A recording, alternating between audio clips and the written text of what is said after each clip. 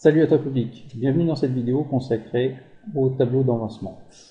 Donc le tableau d'avancement c'est un tableau qui va permettre de suivre l'évolution d'une transformation chimique.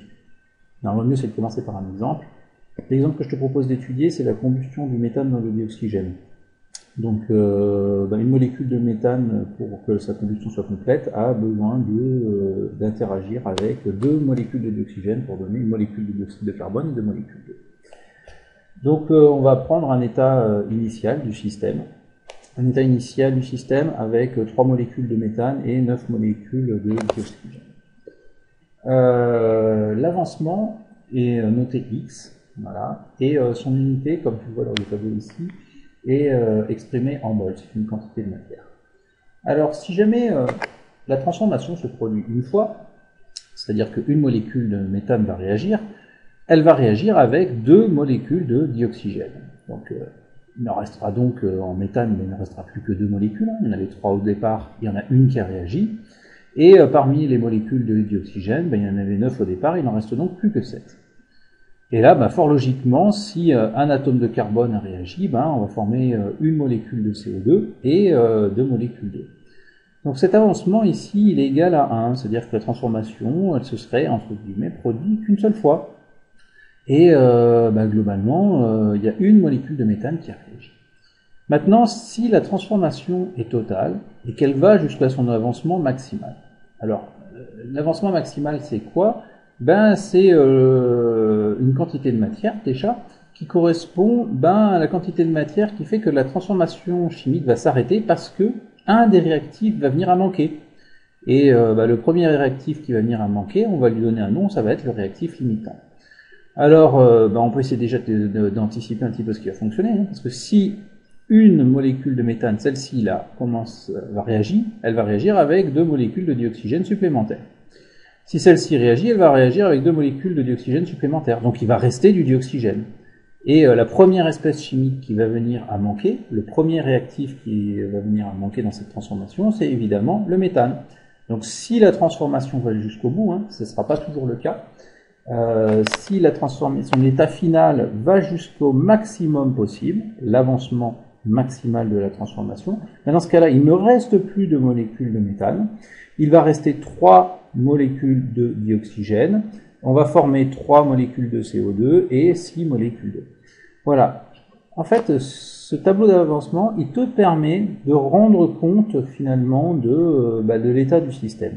Alors, l'état initial, quelles sont les quantités de matière mises en œuvre présentes parmi les réactifs?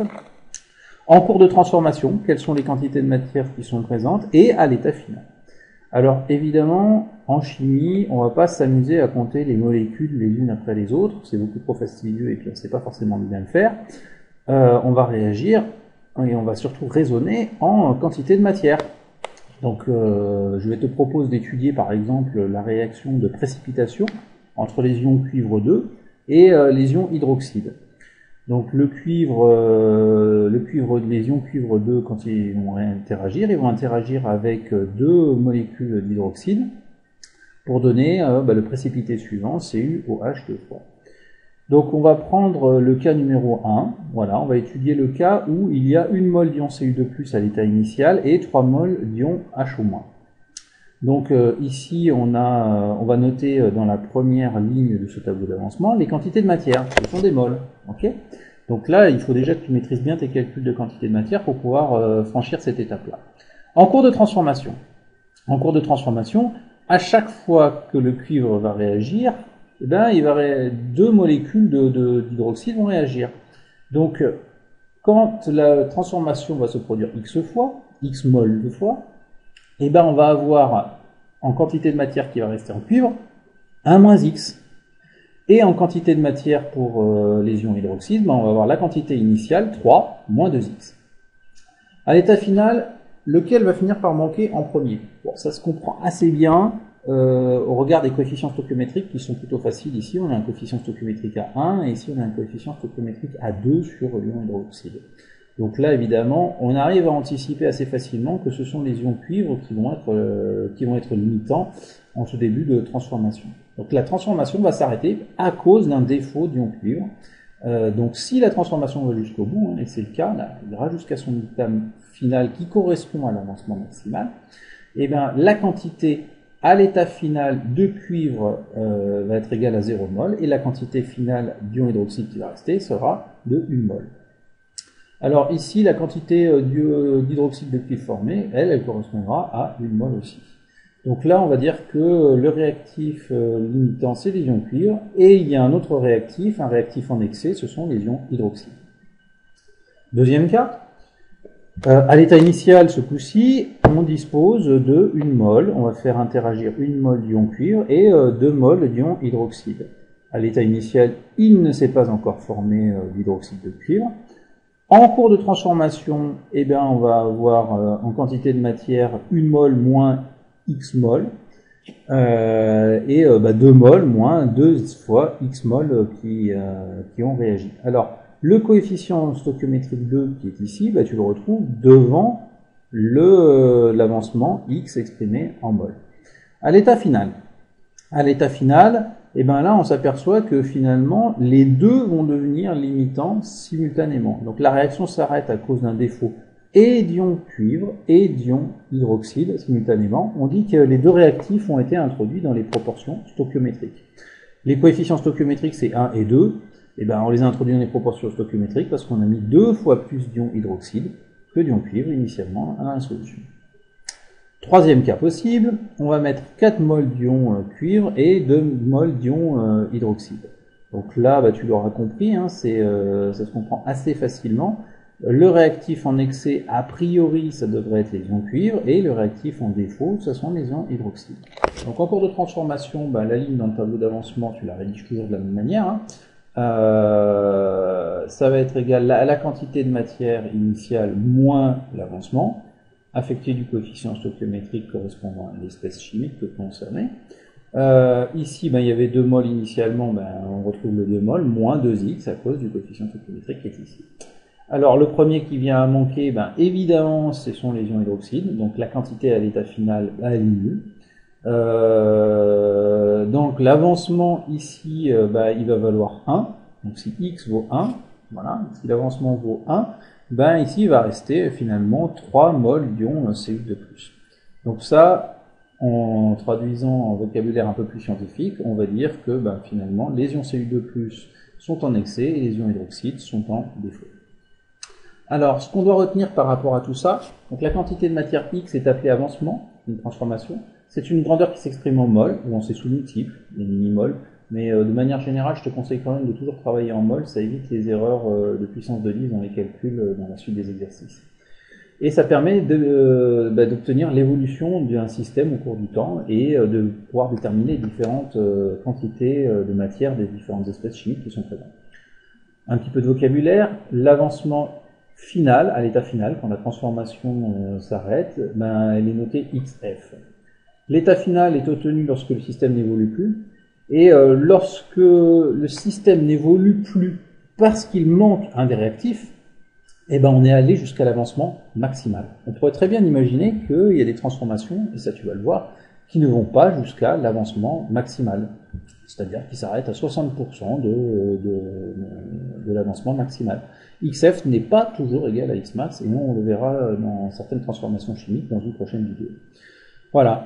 Donc après, le vocabulaire qu'il faut retenir, c'est si jamais il reste un des réactifs, on dit que celui-ci a été introduit en excès, et si un des réactifs a été complètement transformé, de par la transformation chimique, on dit qu'il est limitant. Voilà. Alors un petit exercice typique, voilà, on va faire interagir le fer avec de l'acide, selon l'équation de transformation suivante. Donc dans un tube à essai, on introduit 0,10 g de poudre fer et on verse un volume de 5 ml d'acide chlorhydrique de concentration 1 mol par litre. Calculer les quantités de matière des réactifs introduits. Donc c'est là où je te disais en début de vidéo, il faut absolument que tu sois très au clair avec les calculs des quantités de matière.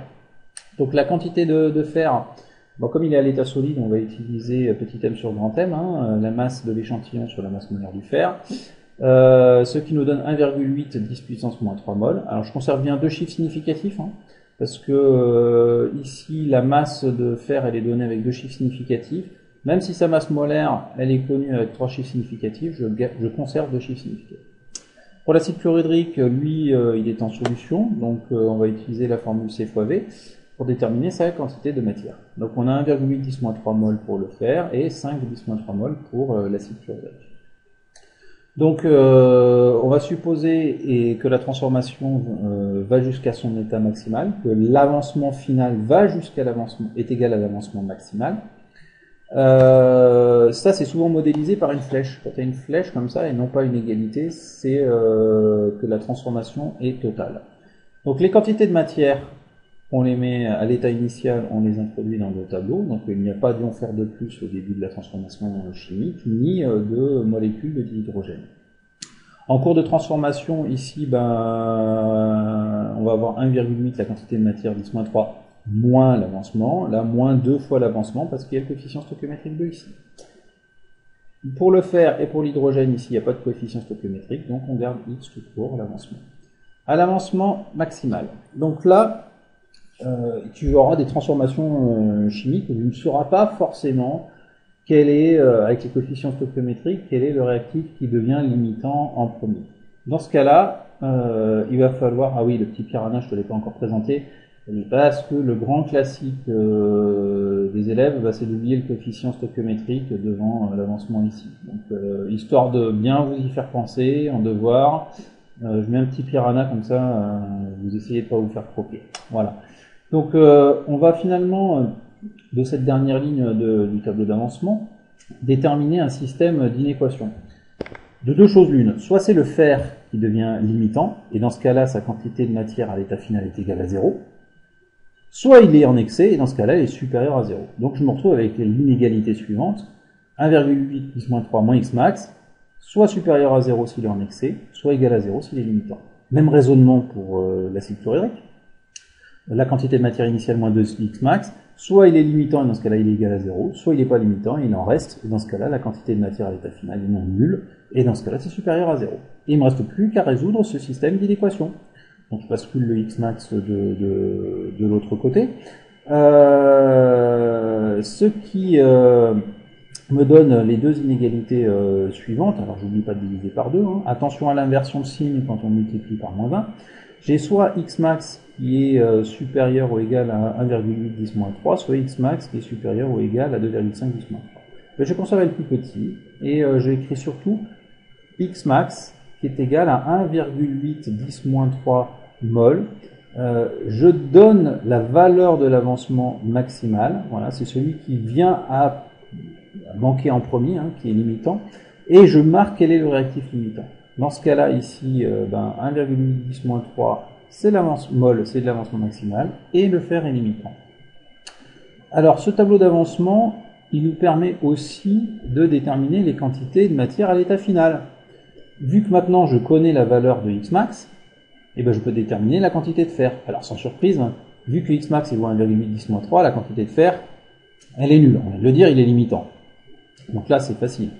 Pour l'acide chlorhydrique, je vais avoir 5 10-3 moins 2x max, donc je fais le calcul, ce qui me donne 1,4 10-3 mol. Donc à la fin de la transformation chimique, il reste 1,4 10-3 mol d'acide chlorhydrique en solution. Quelle quantité d'ion fer de plus j'ai obtenu avec cette transformation chimique? On est à 1,8 10-3, et pareil pour la quantité de dihydrogène. On pourrait très bien s'amuser aussi à calculer le volume de dihydrogène obtenu à l'aide de cette transformation chimique. Voilà, j'espère que cette vidéo t'a aidé à un peu mieux comprendre le tableau d'avancement et surtout à ne plus faire d'erreurs lors de tes prochains devoirs, parce que la plupart du temps, en chimie, on te demande de calculer des quantités de matière, déjà de les connaître à l'état initial et à l'état final. Et pour ça, bien souvent, vous avez besoin d'utiliser, au moins dans un premier temps, le tableau d'avancement. Voilà, écoute, je te dis à très bientôt dans une prochaine vidéo où nous traiterons de l'avancement final et de l'avancement à l'équivalence. À bientôt!